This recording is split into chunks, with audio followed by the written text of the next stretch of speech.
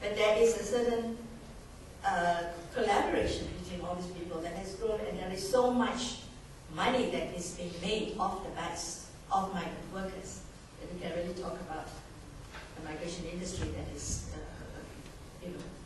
taking form. And the migrant worker women are also affected by having this, what they call the 3D jobs. You don't know what that is?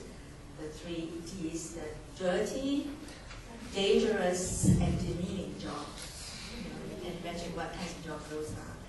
And these are also at home, having to clean, having to, do all the things that other people don't want to do. And also overseas, especially migrant workers. Most women who are women migrant workers work are domestic workers. The women are, I think the word is wrong, disproportionately, not unproportionately. Yeah, so these are the kinds of work that we said about the informalizing economy, outsourced back offices, call centers, which are all very unregulated, which have no job descriptions, which are not protected. Domestic work in the entertainment industry, the sex industry, they are caregivers. That is a term actually that is also used by some governments. I think the Filipino governments use that term, caregivers, when they mean domestic workers. But, nurses, a lot of nurses still, servicing work, cleaning, home-based production work. So all these sectors of all these types of work are what we call, informal in the sense that they are not regulated, not protected, no rights to the women in those things. Because of globalization, I think if you look at school, and this has fallen also disproportionately on women and girls. If you look at the two main things, there's an insecurity actually. We talk about having growth, economic growth, which is supposed to bring security and prosperity, but it's actually an insecurity because we never know nowadays in that whole organization of work, which is being broken up, which is being outsourced, which when you don't have any security anymore, whether you're going to have a job for a long time, and also because the investments, because there's such a dependence on investment, can move out at any time, as you said.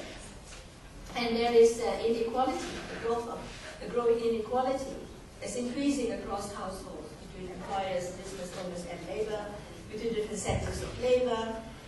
And it has fallen disproportionately on women and girls as compared to men. So there is a difference between how the cost affects men and affects women, between groups of women.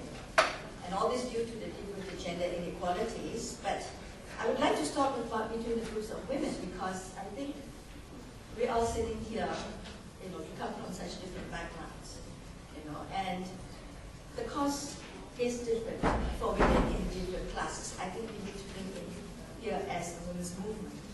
Also, to think through that. Some of us are less, let's say, have been able to glean or to negotiate or to use many of the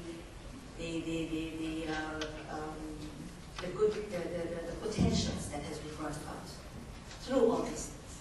Myself, for instance, holding a good passport, a new passport, and being able-bodied, having an education, be able to speak English, can use all the facilities that there are, but not everybody can do that. Plus, when we talk about the informalizing and the migrant workers issue, that's the difference there is between what we can do and what other groups cannot do.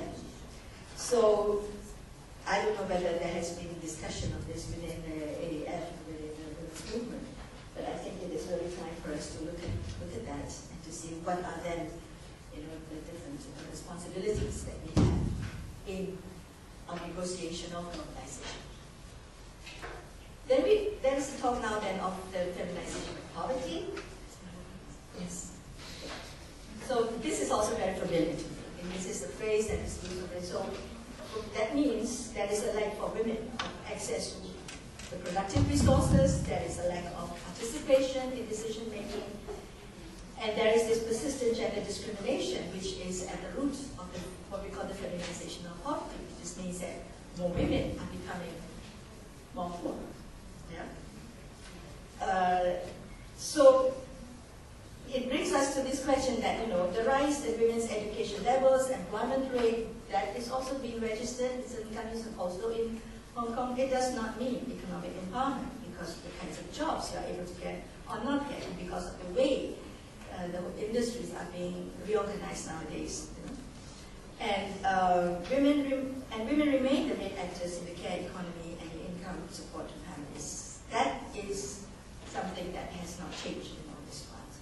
And there is actually this backlash of actually pushing women back, to be to take care of families, to take on again the traditional roles. And then there is a special problem, I say, in countries with high HIV/AIDS incidence, as women take on also these additional caring duties of patients, AIDS patients. There is what we call also the feminization of labor migration. As we had said, the majority of migrant women in service or the care jobs, or domestic work, entertainment, and this is inherent in the present globalization model. The inequality calls that up. The inequality, because there is groups of women, yes, who have benefited, who have been able to rise and gotten jobs and become professionals and been able to enjoy a lot of what has been brought about by modernization, by the technological advances and all that, which means that, and get jobs and work, and in Hong Kong that is not very obvious, the two job winners in every family, which means there is a gap, there is a need, because of that level of who cares then for the carer's job. It's not being filled by any other way, except, I think, and the services are being cut down. There are no childcare services, there are no, let's say, public services where women can call on for food or for cleaning. But then you have a whole army of women from other countries, the migrant workers, who come in and take over these caring duties. So there is that inequality, there is that division built in. And it is something that comes out of this whole system as well. I mean, we can't escape, we are in it. So however we say it is not as a good, we need to analyze, we need to say, how does that come about? And how can we address this? So again, here I would like to say that, let us think about that, how that has come about, and how then we can address it. And of course, this labor migration for women is unregulated, unrecognized as workers in many countries. It's precarious. It's also not stable.